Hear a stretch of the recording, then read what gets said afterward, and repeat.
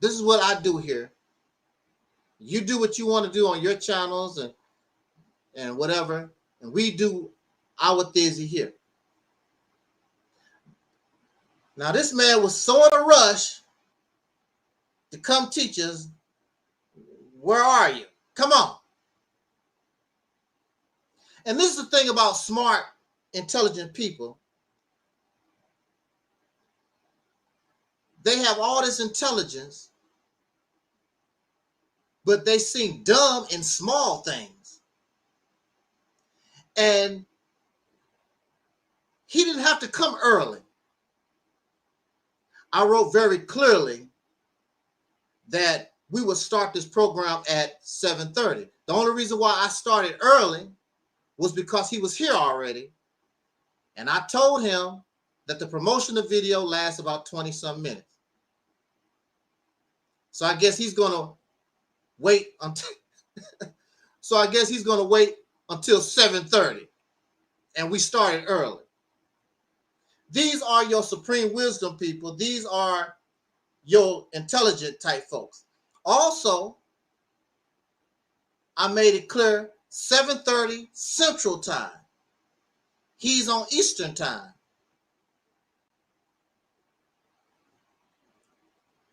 But they are so intelligent and so wise, and these small things they miss. You want to blame? Oh, here we go. Here we go, y'all.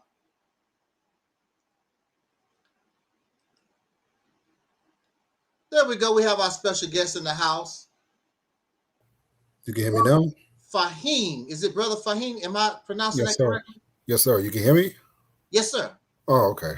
My mic, it was on. I didn't even know that. I just seen it was on mute. Yeah, you look clear and everything. Oh, okay. Well, yeah, shoot, just got up a little while ago. Took a little nap, Oh, and we got another guest coming here to join us real quick. Hello. We got our sister Tangi is in the house. Oh, okay. Peace. Hello. Peace and blessings, guys. Sorry I'm late. This is Brother Fahiym. Hi, Brother Fahiym. How are you? I'm doing fine. I just said, let me hit the brother up, so we can build. We was, exactly. Had a little conversation on Facebook earlier. So I said, let's go live and talk about it. Yes, sir. Oh, that sounds good. Yes, sir. Thank y'all for having me. Oh, you're always welcome. You're the queen of the reality here. Happy belated Father's Day to all you handsome men that's contributing to society and that's playing a big, major role in our younger generation lives. We need y'all. Y'all are essential. Thank y'all. Yeah. Yes, ma'am. So we're celebrating Father's Day until June is over, as far as I'm concerned. You men deserve that acknowledgement. Yes, ma'am. Well, I sort of disagree, Sister Tangi, but that's another subject. Hey, I think it's all year round. It should be all year round, really. Just like Mother's Day is really, It should be an all year round thing. You should always reverence the mother and father. That's, I don't know if you Sister Tangi, I don't know if you listened to my Father's Day message, but my position is the black man in this country have not proven himself worthy to be called father. That's my position.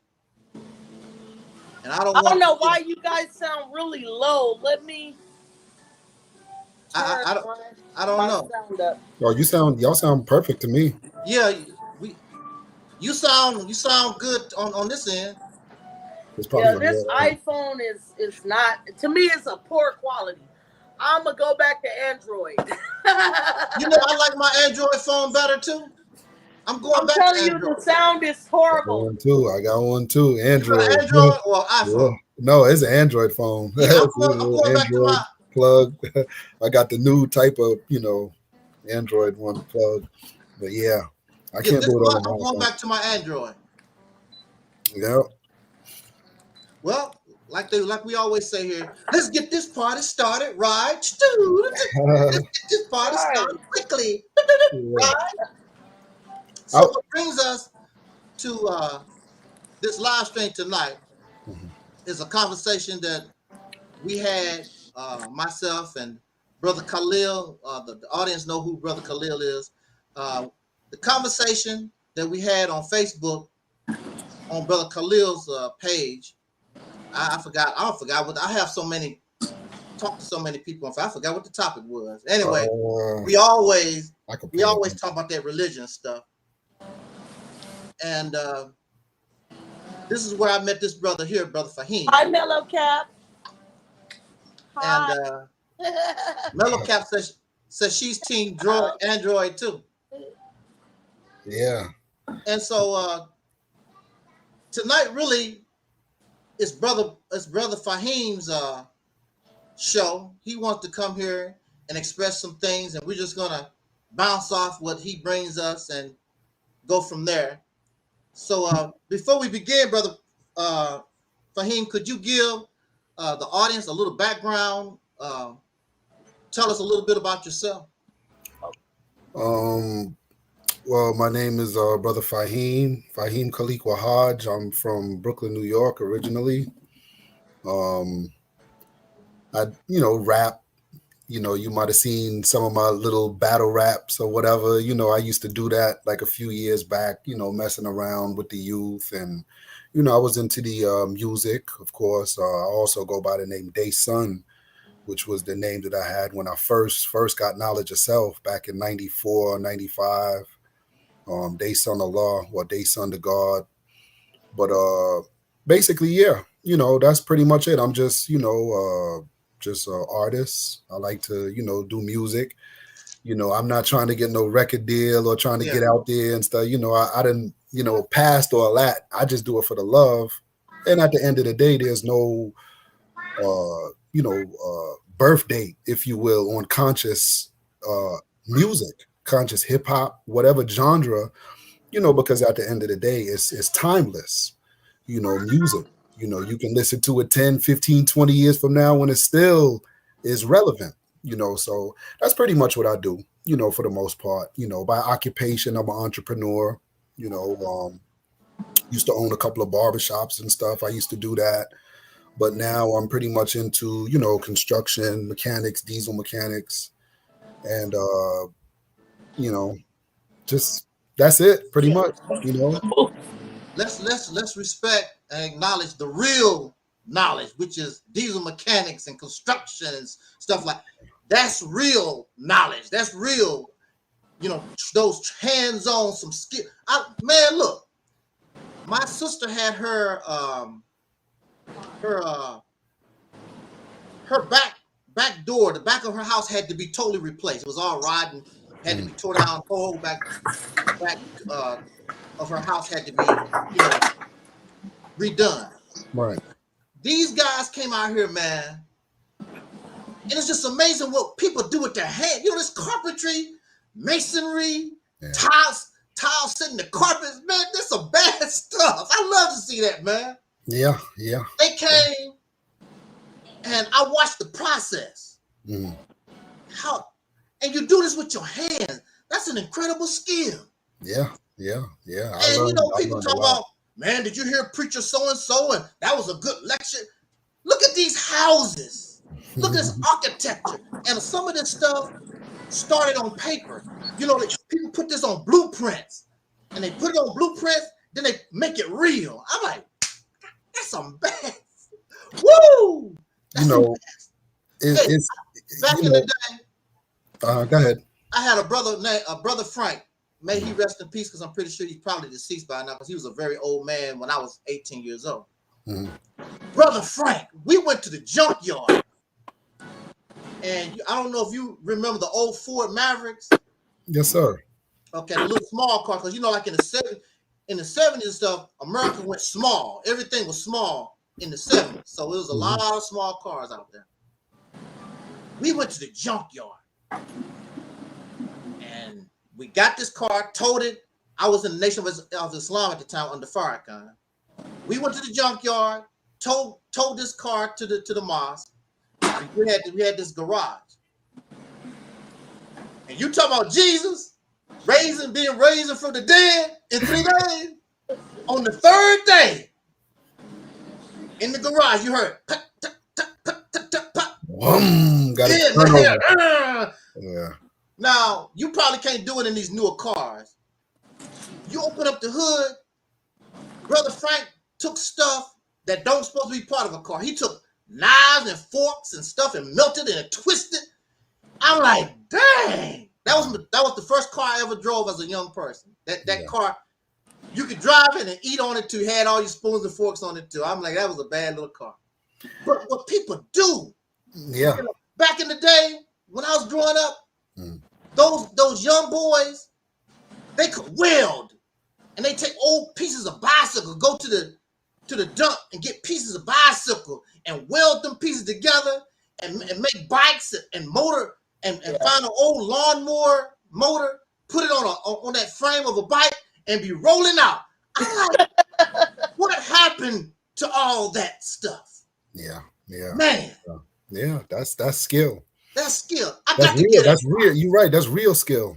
All this talking supreme wisdom and no, show me what you can do with your hands. Right, Ooh, right. That's But Mama Jam.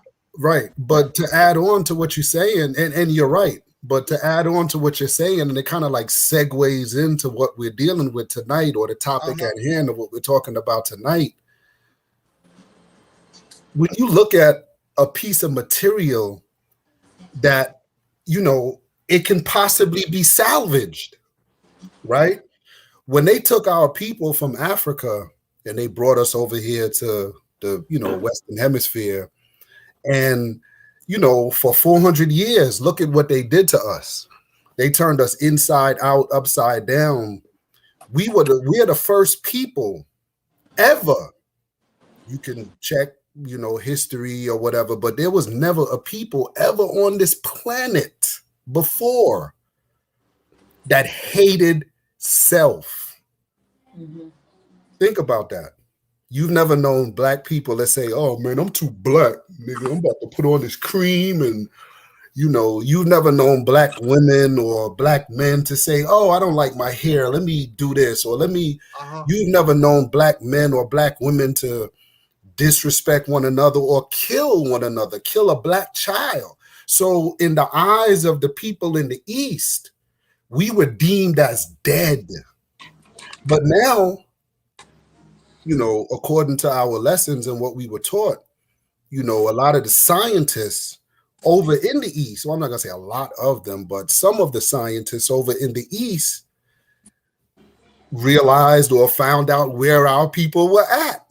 And they said, oh, wow, they're over there in America. And this gets off into Masonry. If you guys know anything about Freemasonry, it talks about Hiram Abiff and how he was buried in a shallow grave.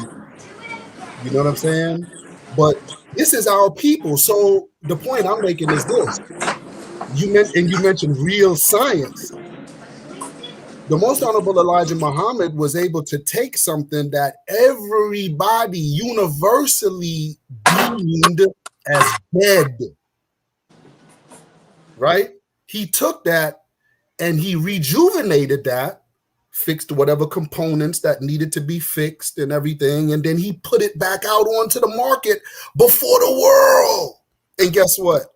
He had a top seller, right? Because when you look at people like Brother Malcolm, who only went to the 8th grade, but yet advanced above other scholars that were studying what he was studying or whatever the case may be. You take the Honorable Minister Louis Farrakhan, who dropped out of college, but yet still there's no man that can stand next to him in terms of, you know, the liberation and the things that he's done for our people in the last 40, 50 years. You take Dr. Khalid Abdul Muhammad and what he's done. You take Muhammad Ali and what I can go on and on and on. Father Allah, Clarence 13X. These were men, or these were individuals that were deemed dead. But now the master mechanic, because as you mentioned, real skill, the Honorable Elijah Muhammad, what he was doing, it couldn't have been pseudo.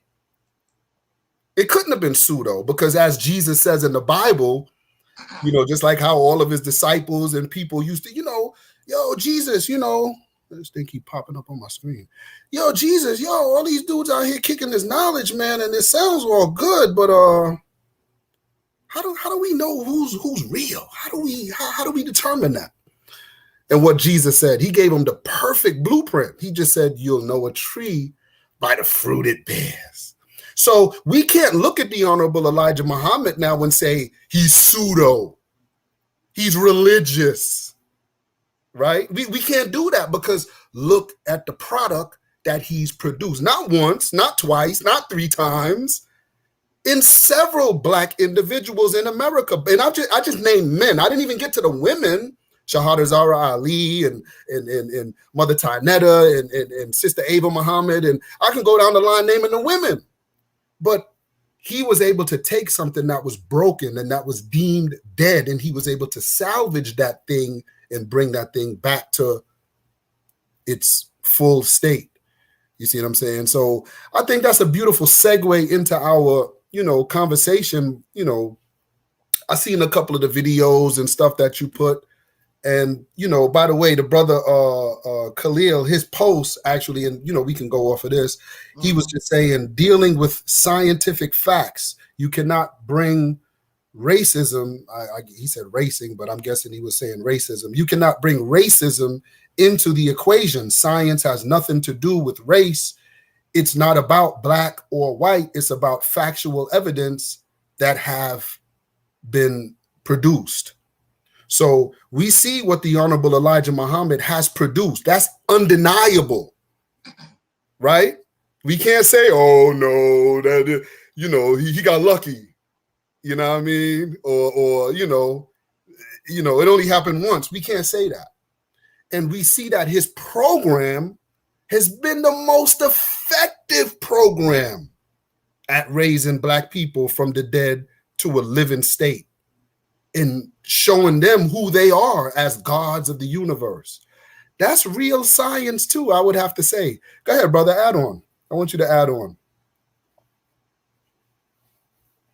I mean, you can keep rolling. Oh, okay. No, I don't, because I know me, sometimes I get long-winded, but I want to dialogue with you. I don't want to keep talking all night. I want to say a few things, and I want you to, you know what I'm saying? Because that's how I tell people. A lot of times I'm at my best like this when we going back and forth. And that's what I wanted to do, get you live so we could go back and forth intellectually. I like that.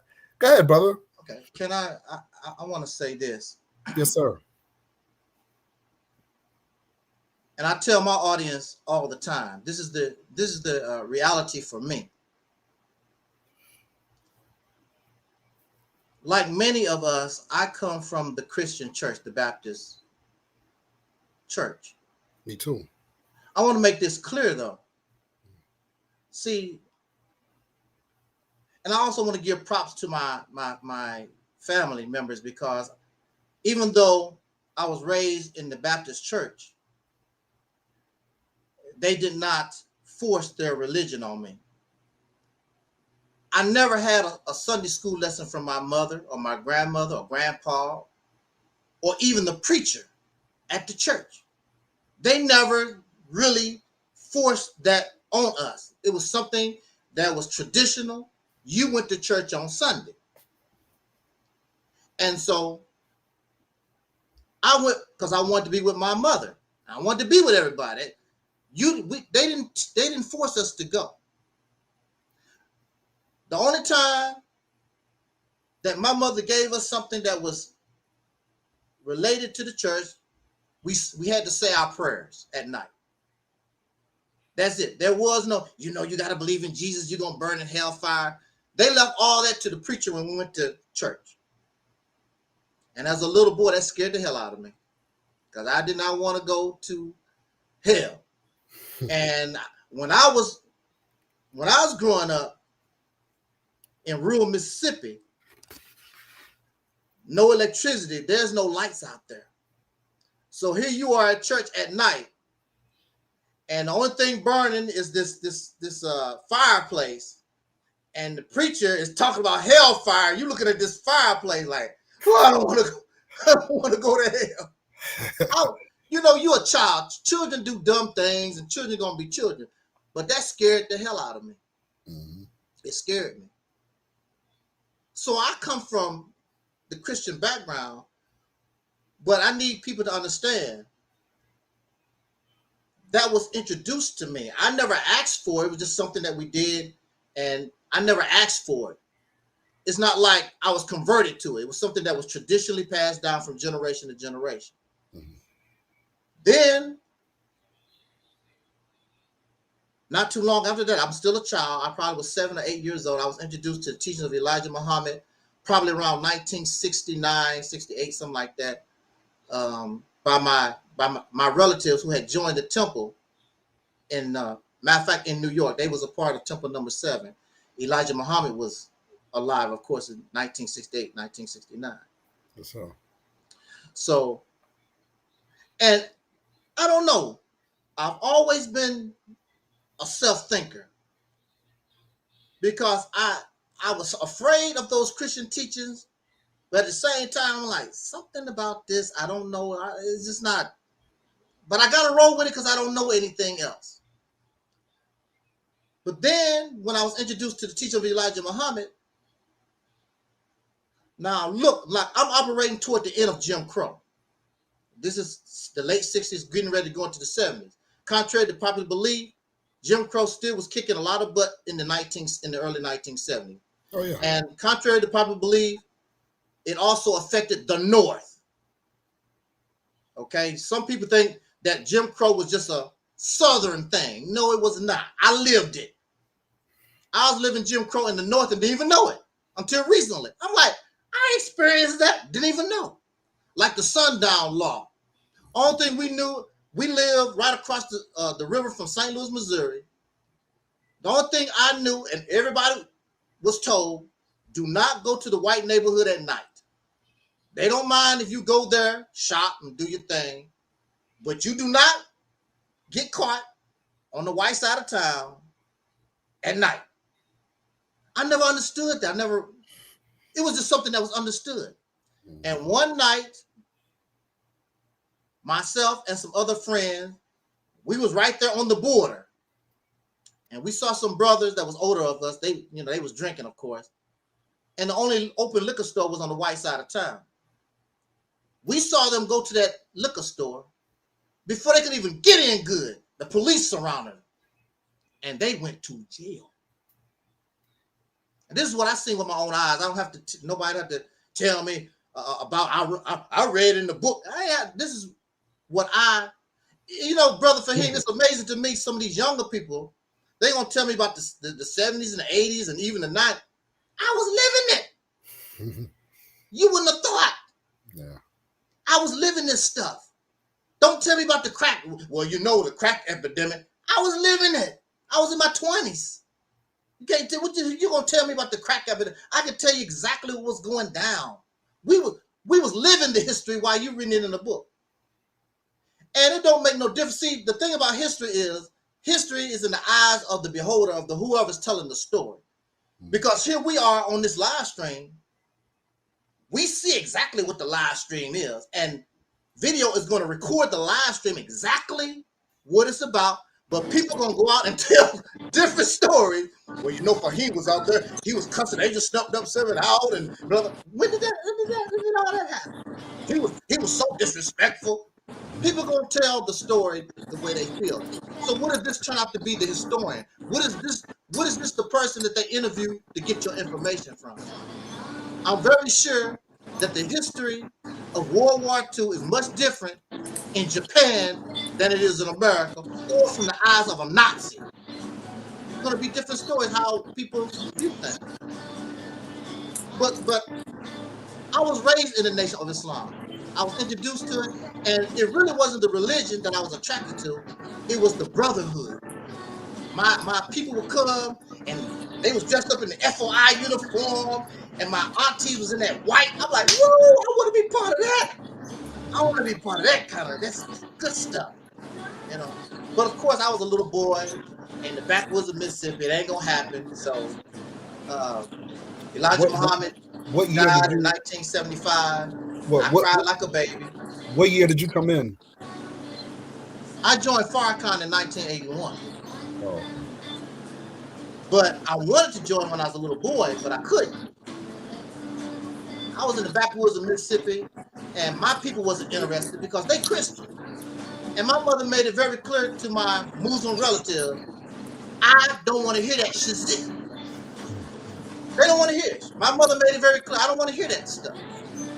I'm eating my pork, I'm doing my thing. I don't want to hear that stuff. And my people sent at the time, all the books that the Nation of Islam published at the time, my people sent it to my mother. They already know my mother was interested. And my mother was excited because our people always send us, gifts. We country bumpkins. We get something from the city. Woo, that's exciting. We got a package from New York. Oh, wow. My mother opened up that box. It was nothing but Muslim book. She said, I told him I ain't ready. My mother grabbed that box in the trash can. And when she turned her back, I went and got them books. And I still have all of them except Message to the Black Man. My Message to the Black Man fell apart. Because I believe the original publication of Message to the Black Man was green cover. I think it was green cover. Yeah, that's and the original. It just fell apart. Yeah. Now most of the time you'll see the red cover. That's other publishers, but I think the original one was like green. Yeah. My book, My Message to the Black Man, I couldn't save it, just fell apart. But I was introduced to Nation of Islam teachers. I served as an FYI under Louis Farrakhan's organization. And I'm not going to tell you that everything was bad. And people never quote me and they never spread when I say something good about Farrakhan and the Nation. They always say, yeah, did you hear what Snuff said about the minister? He's so disrespectful. That's who raised you. All of those stuff. I give credit where credit is due. If it was not for the Nation of Islam, I would not be here. I wouldn't even be on YouTube doing this. It's because of my background, because of my experience. That was my training ground. That's where I come from.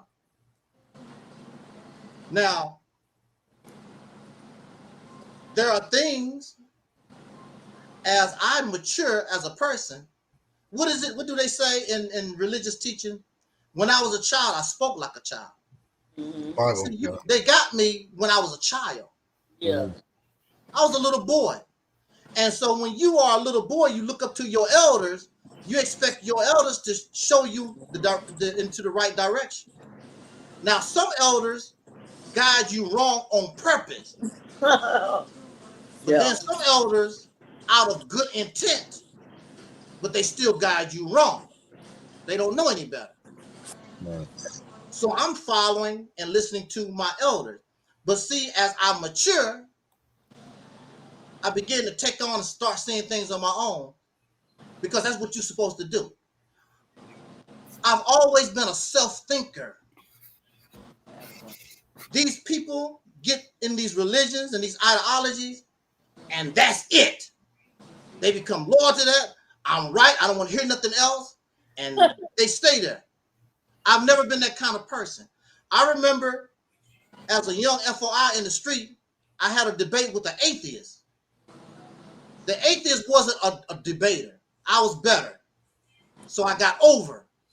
But the thing about it was, the things that atheist told me, I kept thinking about it. I'm like, he made some good point. He don't know he had me going. I don't think he had to do is just keep moving. But he, whatever, you believe whatever you want to, I'm gone. One of my heroes was Bruce Lee. And Bruce Lee had in his autobiography, somebody had asked Bruce Lee, do you believe in God? And Bruce said, when God come and do all this running and jumping and training, then I give God credit. I never heard nobody talk like that before. These things for years will keep bothering me. What Bruce said in that autobiography, what this black man told me on the street, this atheist, that kind of stuff, I never heard that before. Because when I was growing up, religion was not taught to me as a belief. It was taught to me as real. So when I start hearing people talk about, well, you know, it's a belief. This is what I believe. What you talking about? That's not how I was. I was raised. It was real. It was not a belief. It was not a faith. This is the real deal. That's how I was raised. So when people bringing me all this stuff, oh, you know, it's a belief. This is what I believe. What you talking about? When I took on the teachings of Elijah Muhammad, and I was taught to fear no God but Allah, and God backed me up, I believed that all my heart. So you know I was crazy as a Bessie bug, right? You know I was nuts. Here I am by myself. I would be in Chicago with that Final Call newspaper by myself, 1, 2 in the morning, bothering people. You need to listen to the life-giving teachings of the Honorable Elijah Muhammad. People looking at you, nigga, are you crazy? I'm running around the Cabrini Green housing project. I think they tore them down. But yeah. I'm running around in a bow tie by myself with the fire because I don't fear nobody. I'm in New York in the subways, going back and forth in Harlem with the Final Call news. Brothers and sisters, you need to listen to the Honorable Minister Louis Farrakhan. I was so fired up and woo! I just wanted to tell the world about it. Y'all need to listen to these teachings. Now, some people thought you was crazy, crazy, whatever. Look, I was raised sort of clean. I didn't know a lot about a whole lot of things. I didn't know what a prostitute was till I was 18 years old. I was not, I did not know about these what they call the blaxploitation movies. I didn't know nothing about that kind of stuff, I didn't know what a prostitute was. I didn't know about a pimp. What's a pimp? What's all that? I had the Final Call newspaper, went into a place that was known for prostitution, and people see me coming out. They thought I was being a customer. I went in there. I didn't know what the place was. They was real friendly. Real friendly in there. But I didn't know these things. But to make a long story short, as I grow older and I began to experience my own, interact with life myself, I began to see those teachings and a lot of the things that I was taught, though they have their positive points, they also have their negative points. And one of the most hurtful things that I learned in about the Nation of Islam was the assassination of Malcolm X. I didn't know who Malcolm X was. Out of all the time I knew about the Nation of Islam, my relatives never told me about this Malcolm X guy. I didn't learn about Malcolm X until the 80s when Farrakhan started slamming Malcolm X. And he slammed Malcolm X for about 10 years straight. I'm like, who is Malcolm X? And my relatives hated Malcolm X. Ooh, they said that traitor, that hypocrite. Ooh, I hate Malcolm X. So, see, I'm not a follower like that. I'm listening to what they're talking about, and I'm like, let me see who this guy is. I do my own research. I do my own thinking. And my conclusion, and and the brothers didn't like it, but I told them my conclusion is Malcolm X was done wrong because I probably would have reacted the same way that Malcolm did myself. I don't see nothing that Malcolm X done wrong. I see the person that was wrong was the person that I really, really love, which was the Honorable Elijah Muhammad. But I stand with right. I don't care who the hell you are. You can be my mama. You can be my uncle. I don't care. You're wrong. You're wrong. I don't stand with wrong. Elijah Muhammad was wrong for keeping them women secret and whatever. If you're going to do stuff like that, don't put on the front, talk about pretending like you practicing monogamy and you're really doing something else behind closed doors. That's deceit. That's deception. So it don't make no difference what good you done. You up to no good. And now I look at you different. And then you got this man. You're going to get this man killed because of your garbage. I start looking at this whole thing. Right. When you say you did your research on it, is that your music? No. Oh, just like some loud music all of a sudden. Yeah, when you said you did your research on it, what what did you exactly research to find out or come to your conclusion about the whole Malcolm X, Elijah Muhammad, See, some fiasco? people, because they want to defend Elijah Muhammad, they want to get complex. No, it's very simple. It Elijah is. Muhammad was doing stuff behind closed doors. And this is another thing. Malcolm, we are taught in the Nation of Islam to protect the black woman. But then, if you got somebody like Louis Farrakhan or Elijah Muhammad, they get a pass. No, they do not get a pass. Now, they want to use the Quran to justify. Well, the Quran says that the messenger can have. Well, see, the whole thing is contradictory because you say that you brought a new Islam to America for the black man and woman in America, and in this country, it's against the law to practice polygamy. But then you want to turn around and justify your crap. Whose law? Huh? Whose law? Who's the law? No, you said it's against the law to practice polygamy. It's against the law in this nation. Oh, okay. But not in God's nation, in this nation. And Nation of Islam teaching is supposed to be formed to fit the condition of the black man and woman in America. So you should not be doing that. Also, why would you do that when you know that type of activity, if you get exposed, it's going to break up and cause a whole lot of mess?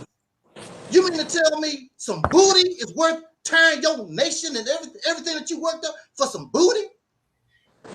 And that's another thing. Well, this is another reason why I have a problem with men. Men mess up a lot of good things going on because of booty. So you think Elijah Muhammad in his 60s, 70s was just, pervert? He just wanted some ass. He just wanted some booty, or he said. You think he said that Allah told him to do that. and he did. Allah did instruct him to do that. He really didn't want to, because like what you just said, he knew if information like that was to surface, what it would do, because there would be a lot of people who would have, adverse, thoughts to the situation. But just to go back a little bit, there's a lot of things that people don't know, just about that whole situation. And it's like, when I hear you speak about it, it just makes me think about the white man and how such a masterful job he did at deceiving our people to really have our people think, what they're thinking. At the end of the day, what a lot of people don't know, and Dr. Wesley Muhammad, I don't know how you rate him as a scholar, but Dr. Wesley Muhammad, Dr. Ali Muhammad, there's several individuals who, have went and sift through information. And those files, a lot of those files are public record. The FBI and the CIA, along in cahoots with the New York City Police Department, they had a secret organization or a secret intel, group that would basically, they were like agents. I think the name was Boise was their code name or whatever. But these individuals basically wanted to escalate the beef, if you will, because one thing you got to understand about the devil is that the devil knows, like, if there's any type of contention, like me and you could be in a room and we arguing or whatever, or we standing outside the room, whole bunch of people see us and we arguing. I'm like, yo, come in the room. Let me talk to you. But then you come in the room and then you end up walking out and I don't come out, or I walk out and you don't come out. You in the room dead, or I'm in the room dead.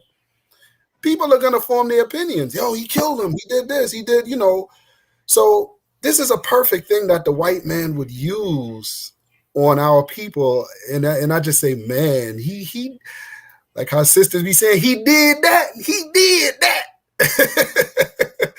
Because a lot of our people fell for the okie doke. The FBI, this is public record, they sent out letters to John Muhammad, Warif Dean Muhammad, Elijah Muhammad's son, Brother Malcolm, Letters all of a sudden just popped up in their mailbox. And in these letters, there was some pretty descriptive things that were in these letters. And it was basically talking about Elijah Muhammad's extramarital affairs. So this is how pretty much it was brought to the attention of everybody, if truth be told. But then Wallace and Malcolm had a side discussion on it, and they talked about it. And of course, as you see later on in interviews, one always tried to say, no, he brought it to my attention. No, I didn't bring it to, no, he brought it to my attention. No, they both had a sidebar and they sat down and they discussed it. But my thing is this, if Malcolm was going to go into Sunni Orthodox Islam, where you have a Prophet Muhammad who had wives that were even younger than teenagers, what they say that these girls were, which none of these girls were teenagers. The youngest sister was Sister Tanetta Muhammad, who recently passed away a few years ago from Detroit, Michigan. And she was born, I want to say 1946, 1947. She might have been about 22 or 23 years old at the time that she conceived Brother Ishmael Muhammad, her son from the Honorable Elijah Muhammad. So she wasn't no teenager. So basically what Malcolm did was, it was almost a situation like this. I'm going to leave y'all organization. I don't like what y'all doing. I don't like how y'all treating me. See, I think I got the upper hand. Not knowing that y'all feed me, y'all clothing me, y'all got me living up, me and my family living up in this nice house right here, right? But guess what? I don't want to mess with y'all no more at Angel 7 or whatever. I don't want to rock with y'all no more. So now what you do as a leader, a CEO or owner of this organization, you say, okay, well, cool. If you don't want to be a minister no more and, you know, the reality, nation or whatever, yo, that house that you're living in, you got to, you know, come up out of that house. And, you know, this is your time to come out of the house. See, what Malcolm did was, a lot of people think Malcolm was a thinker like that, but really he let emotion take over his thinking. Malcolm didn't think, wait a minute, this dude is putting clothes on my back, food on my table, I'm living in the Nation of Islam house, I'm driving a car, he didn't think about it. So now, okay, well, the messenger says, you know, it broke his heart. Okay, you sure this is what you want to do? Well, you have to come out of the property. Malcolm didn't want to leave the property because he thought Elijah Muhammad gave that to him. Elijah Muhammad didn't give that to you. He allowed you to live in a residence while you are a minister in his nation or in his organization. You got to leave now. Malcolm was never no working person. If you knew the history of Malcolm X, remember, he was a street dude. He came up as a hustler, pimp, robbing niggas, you know, doing whatever in the streets. So he was not that type of individual to go out and get a job, go get a 9-to-5. Malcolm didn't, he couldn't do that to support the rent. He didn't have no money to move anywhere else. He had to end up leaving the house. But perfect time for the FBI, the counterintelligence program, to pop in. Perfect time. Because they pop in now, and this was reported, it's on record. Everything I'm saying is on record. This was reported by a fireman to Malcolm X. They told him a few weeks later that, hey, we seen somebody put a firebomb right over there by the window by your children's room. Malcolm, in his mind, thinking the nation did it because they want me out of the property and I'm not leaving. The nation thinking, oh, well, Malcolm did it because we trying to put him out and he don't want to get out. So he just said, F it, I'm going to just destroy the property and ain't nobody going to get it. Do you see where I'm coming from, brother? No. So there's a lot of things that people don't know about this whole fiasco. But my assessment of it, after I came into the knowledge of myself and I understood and looked back over the history, my assessment of the whole thing is that Malcolm X lied. I mean, I know that hurts the Malcolm lovers, that hurts. But Malcolm lied. What did he lie about? Well, first of all, he lied that these girls were teenagers because none of them were teenagers. That was a lie. Second lie was he was messing with one of the girls. I want to say it was it Susie, Sally? Oh man, I can't think of the sister's name right now. One of the sisters, Brother Malcolm was messing with, and it's reported that when Malcolm was messing with her, she was a teenager. She was like 16, 17, 18, something like that. But of course, when Elijah Muhammad was with her and Malcolm found that out, he's like, man, you know, by now the girl is like 25. She's the wife of the Honorable Elijah Muhammad. Malcolm didn't like that. He had a problem with it. You know what I'm saying? So he goes, when the sister gets put out of the mosque, they walk her out of the mosque. Malcolm is in there acting like he don't know what happened.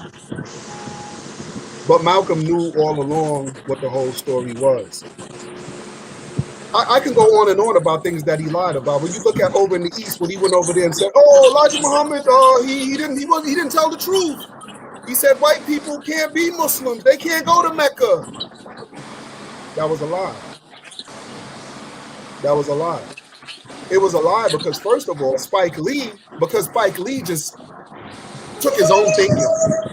Kind of like what you're doing, you know, just taking it on your own thinking without doing the correct research.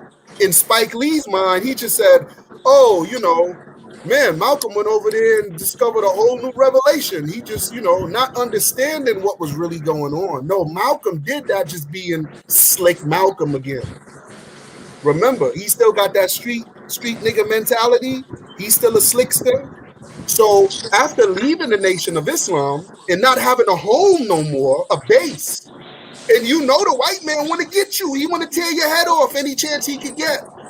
Malcolm tried to get in good with the civil rights people, with the Dr. Kings and the Ralph David Abernathy's and the you know what I'm saying? He tried to get in with the civil rights movement, but guess what? Because he used to beat up on them so bad about eating pork, about worshiping the white Jesus Christ, about, you know, all of the Christian stuff that they used to do, they ain't want to mess with them no more. So in Malcolm's slickness, what does Malcolm do? He goes to the East now and he says, "Oh, you know what?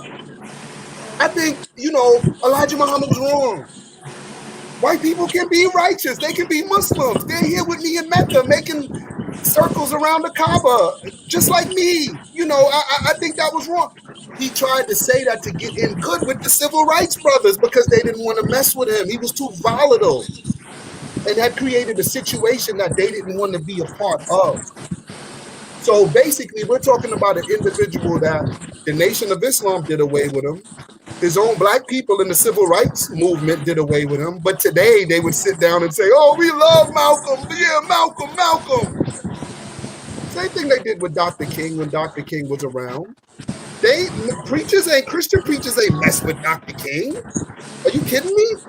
They was like, "Get him." No, don't allow. They would tell their congregation, "Don't go around those individuals. They're agitators to the United States government and they're going to cause problems for us in our ministry. Don't mess with them." But today, Dr. King, we walked with Dr. King. We sat with Dr. King. We rode the bus with Dr. King. Nigga, you ain't no Dr. King. You see what I'm saying, brother? No. So I got a question. go ahead, give your input. Give your input. I really and truly am enjoying listening to you brothers dialogue, and I'm in the present. I can't speak for what was going on back when Brother Malcolm was alive. But what I would like to know today, with all due respect, is what is the Nation of Islam doing for the community right here and right now in 2022? I think they're doing the same thing that they've always been doing. You still see brothers out there, you know, teaching and, you know, going through the hoods and stuff, you know, giving out papers and stuff like that. But the thing is this, you know, we already know, like how I began the whole conversation about just I'm not drawing the done. I'm not done similarity. with my question.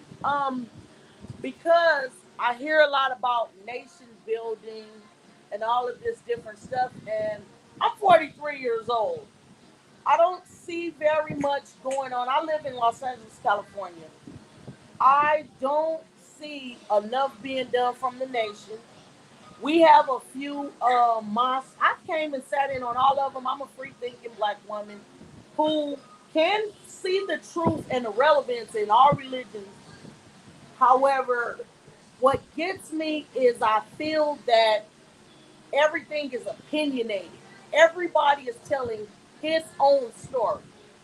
And when I go to the mosque, I don't feel that connection of unity. I see more division than people embracing. I don't see the mosque doing anything for the homeless. I only see the mosque doing things that makes them look good. They do put on good shows, they do put on good events, they do a lot of good uh, motivational speaking. But in the world that we're living in, we need action. We need activism. We need to see the mosque at. We need to see people at from the temple at City Hall advocating for the wrongful deaths of all these black men that Mr. Farrakhan talks about on his YouTube platform and Facebook platform. I don't see anything going on. And that's what I'm disgusted about, is because we play the black card and soul power and the unitedness when we're trying to sell our final call newspapers and our pies and cakes and sweets, which I'm trying to lose today. Because let me tell you something. If you haven't been on Crenshaw and King Boulevard, that is the best place to get a bean pie. I've eaten many. You can see right now I've eaten too damn many. But with this fact that I have developed over eating those pies, we are still in a housing crisis in my city, in my state. We are still not properly represented by our people when we go to city council meetings. And I am personally a advocate for the homeless here in my city and state. I do have a YouTube channel, and I do activism work, and I do public speaking and motivational speaking on behalf of the homeless in Los Angeles, California. We just gotten 2 budgets passed. The Nation of Islam wasn't there, nor was the conscious community, nor was the Hebrew Israelites there advocating for the soul sisters and soul brothers in their community. But their black soap was sold, the pies were sold, the newspapers were sold, but our people are still currently on the streets. And I would like to see something done about it. And I would like to know, what is the Nation of Islam doing about the housing crisis, the homeless population in their city, in their community? I want to know what they're doing. Right. Well, again, this is something that the Honorable Elijah Muhammad, ever since, the 1950s, 1960s, building communities and, building up like what we had even back in the 1930s when you talk about Black Wall Street and stuff like that. What the Honorable Elijah Muhammad did, Brother Malcolm, I think, said something once. He made a statement. He said, I would go through a day and all I would do is just, be around black people, black businesses, spending the black dollar in black businesses. Like, this is back on the time when the black dollar circulated 15 to 16 times in the black community before leaving out, going into someone else's community. So I think right now, and this is just my opinion now, I'm going to just speak for my own thinking. I'm a 5%er. And one thing with the 5% Nation of Islam, we still fall under the teachings of the Honorable Elijah Muhammad and Brother Clarence 13X. But we're in a time now where it's individual. It's almost like every man for himself type of thing. What I mean by that is you have yourself, you have your family. You see the blueprint. You saw how the blueprint worked. I mean, again, I started off my whole dialogue by drawing those comparisons, or you know what I'm saying? We see that it can clean people up. We see what the teachings of the Honorable Elijah Muhammad can do if taught properly to an individual, male or female.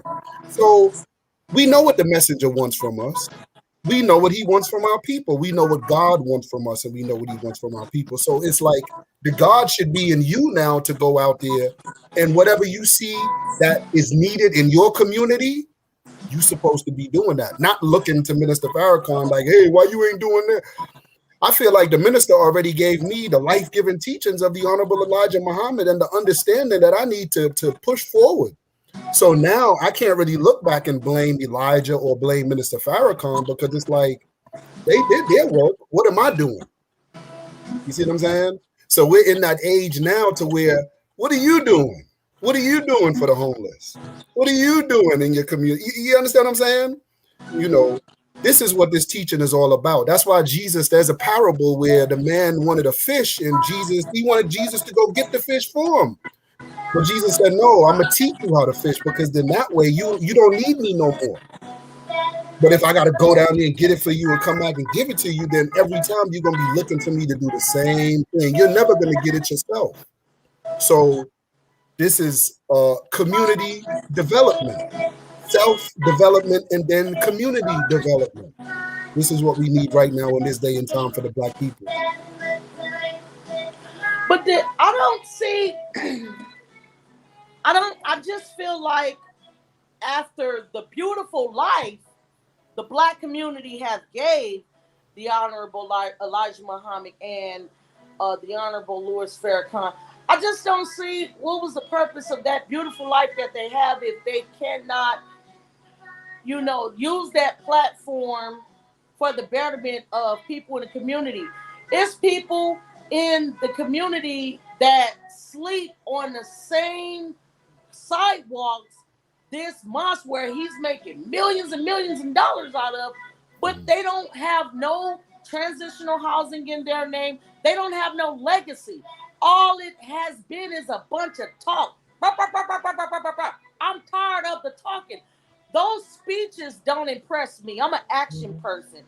The speeches I could live without. I need to see what you have to stand on, your legacy, but a bunch of talking.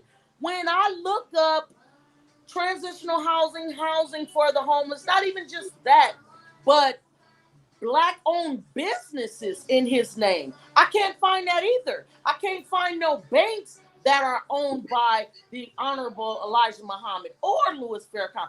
All they've done was a bunch of speeches, which is boring, and it's not doing anything to solve so many social issues that we have. We need to be awakened and enlightened. After the enlightenment, we need to be taking action. All the talking is just a waste of time. He's been talking before I was even born. I'm 44 years old, and I made 44 June 20th. I need to see what has been materialized by those beautiful speeches that was done when my parents was children.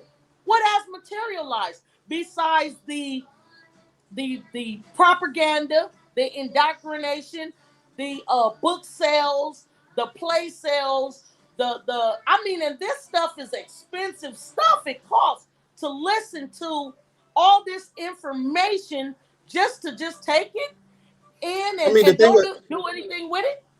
Right. I mean, the thing about it is a person who can entertain an audience for 2.5, 3 hours, and he's been doing this for well over, I'm 49. My birthday September 6th. I'm a 72 that's my grandma's birthday. I'll be 50 years old. So before I was even born, Minister Farrakhan was standing up in front of people, multitudes, as it speaks of Jesus in the scripture. And it said that Jesus would speak to multitudes of people. It's not talking about the historical Jesus of the Bible. Remember, he was on the run from the Roman centurion. They wanted to catch him and kill him. Pimping and pandering at its finest, ladies and gentlemen. Hold on. Pimping and pandering now is when I'm not able to show no results for nothing I'm doing. They haven't shown But again, it. You see the results. You see what other organization, what other Black organization? The Final Call newspaper has been a success.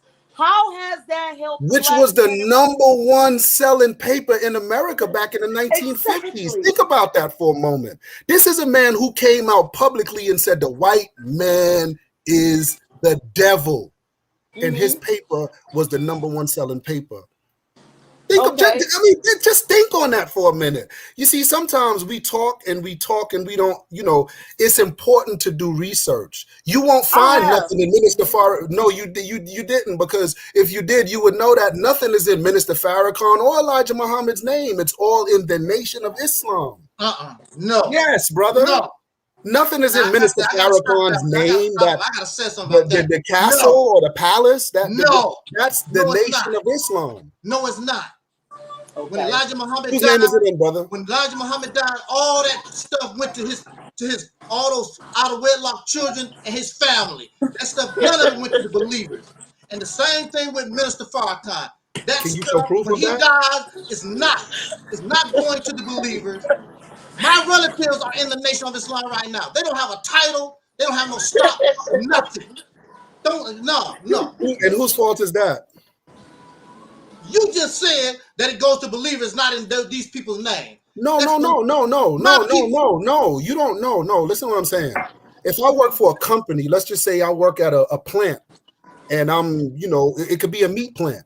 We're packaging meat. The owner don't have to tell me, hey, you can get stock in this company. We pay dividend stocks, or you can get NFT, and you can. Well, if you don't know, then you just don't know. That's on you. See, as black people, we gotta stop blaming other people, brother. How We gotta have stop something saying, that don't exist? Say it again. How you gonna have something that don't exist? My relatives was in the Nation of Islam under Elijah Muhammad. They didn't get nothing. But brother, whose fault is that? I'm saying you're making that sound like that's Elijah Muhammad's fault, or that's Minister Farrakhan's fault. That's not their fault. If I have the Realities Temple, the first thing that you're supposed to get is the information. That's the first thing. If I have the Realities Temple and I'm telling my people, if I have this Realities Temple on earth and I'm telling my people, this is not Angel Snub 7, this is ours. Everybody, the deacons, Sister Tangi, everybody connected, gonna have a piece of paper and said, this is mine. They don't have to ask for nothing because this is theirs. I'm gonna let them know this is part of you. When Marcus Garvey was here, those brothers and sisters bought those stocks in those businesses or whatever. They had that piece of paper in their hand. They bought stock in those buildings. Mm-hmm. You don't get nothing. You don't get nothing from Elijah Muhammad. You don't get nothing from Farrakhan. They're a bunch of parasites. I just think brothers don't do the knowledge and don't really learn and understand what you can get. Because you can get any business, brother, any business in America, you can get dividend stocks. There's things that you can get. A lot of our people as black people, we don't understand business.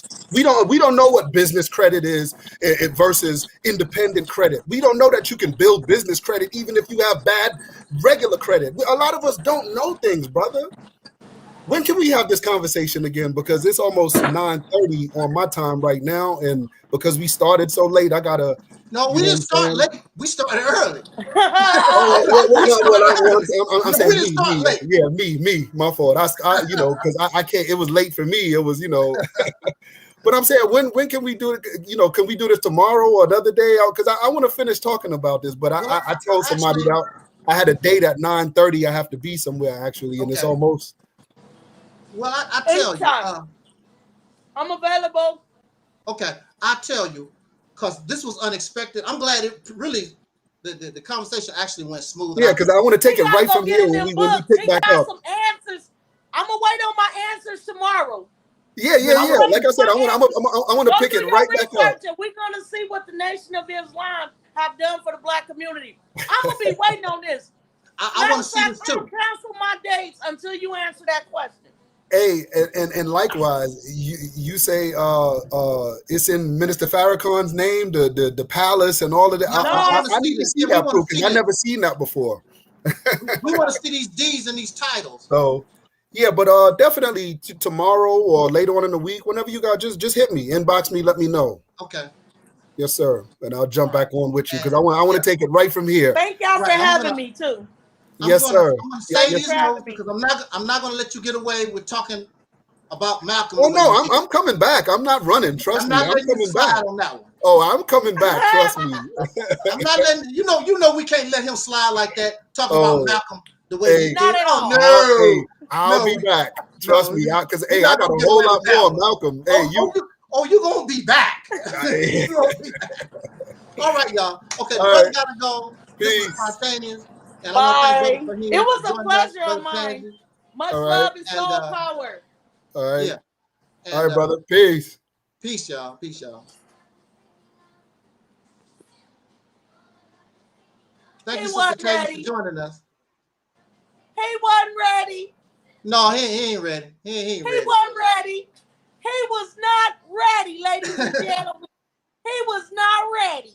He was not ready. That's all that was. Talking about a date.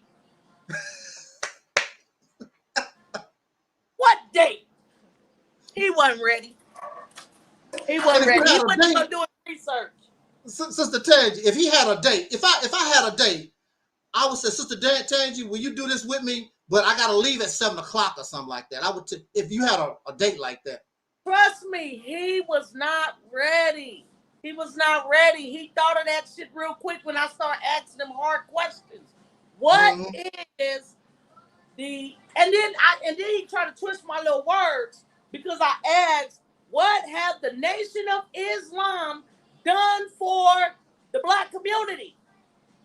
Oh, sorry, man. I got a date. I got to run. We got to do this in tomorrow, next week, next year, next year, 5 years from now. 5 years from now, he still won't have an answer. You can trust and believe that. Mello. Hi, Mello. Hi, Deacon Reality.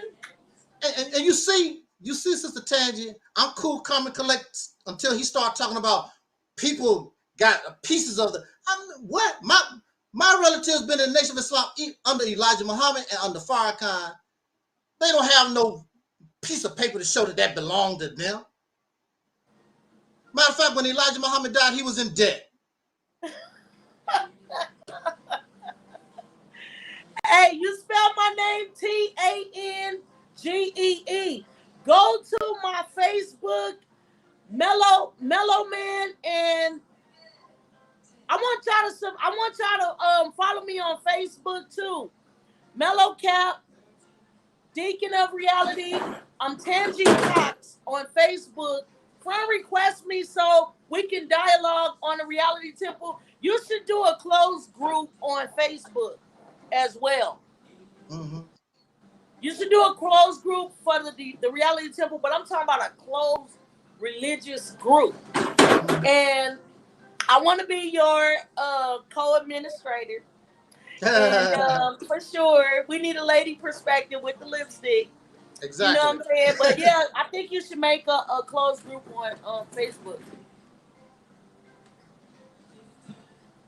Yeah, ladies and gentlemen, if Angel Snuff 7 should make a closed group on Facebook, let's see some fire. Let's see some fire. And hit that Cash App. He needs to do a Reality Temple on Earth closed group, ladies and gentlemen. Pump him up, gas him up. The Reality Temple on Earth needs a closed group on social media. Deacon Reality. There you go. There you go. Like Tangerine. There you go. Look me up on Facebook. Friend request me. Subscribe to me on my platform on YouTube. I'm Tangelica the Black Sheep. And let's finish talking about the Nation of Islam and what they have not done in the, how many years have the Nation of Islam existed? Almost 100. He's